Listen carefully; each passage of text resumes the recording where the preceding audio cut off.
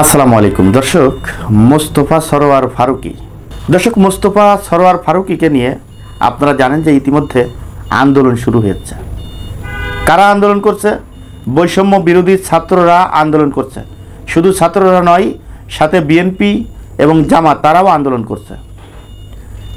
এই মোস্তফা সরোয়ার ফারুকীকে উপদেষ্টা পদে নিয়োগ দেওয়ার কারণে আজকে যদি দেশে একটা বিশৃঙ্খলা সৃষ্টি হয়, তাহলে এই ফারুকীকে কেন নিয়োগ দিতে হবে?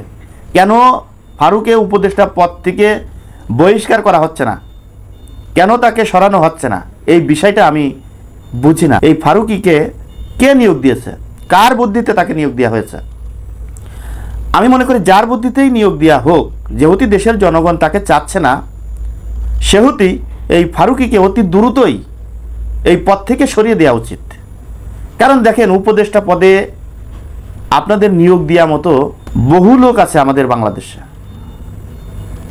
যারা নির্যাতনের শিকার হয়েছে, এই ফ্যাসিবাদ বিরোধী আন্দোলন করেছে, যারা ফ্যাসিবাদের বিরুদ্ধে কথা বলতে যে জেল খেটেছে।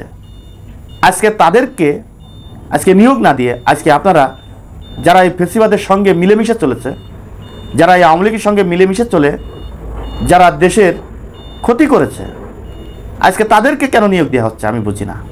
এই নিয়োগদাতা কে? এই নিয়োগদাতাই মূল ষড়যন্ত্রকারী আমি মনে করি। দেশে বিশৃঙ্খলার মূল কারণ এই যে উপদেষ্টাদেরকে নিয়োগ দিচ্ছে, এই নিয়োগদাতাই হচ্ছে এই বাংলাদেশে একটা বিশৃঙ্খলা সৃষ্টি করছে।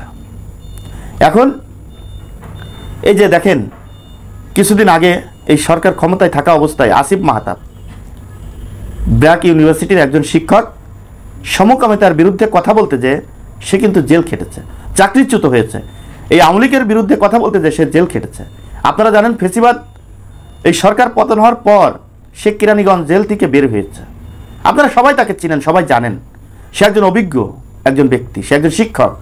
আজকে তাকে উপদেষ্টা পদে নিয়োগ দেওয়া হয় নাই। কোথায় চলচ্চিত্র নির্মাতা, যাদেরকে এই দেশের জনগণ চাচ্ছে না, তাদেরকে আপনারা নিয়োগ দিচ্ছেন। এই ভুল সিদ্ধান্তের কারণে কিন্তু আজকে দেশের পরিস্থিতি খুব ভয়াবহ হতে চলেছে। দর্শক, আজ এই পর্যন্তই। পরবর্তী ভিডিও দেখার অনুরোধ জানিয়ে এখানে বিদায় নিচ্ছি। আমি মোহাম্মদ মিতুল হোসেন। আসসালামু আলাইকুম ওয়া রাহমাতুল্লাহি ওয়া বারাকাতুহু।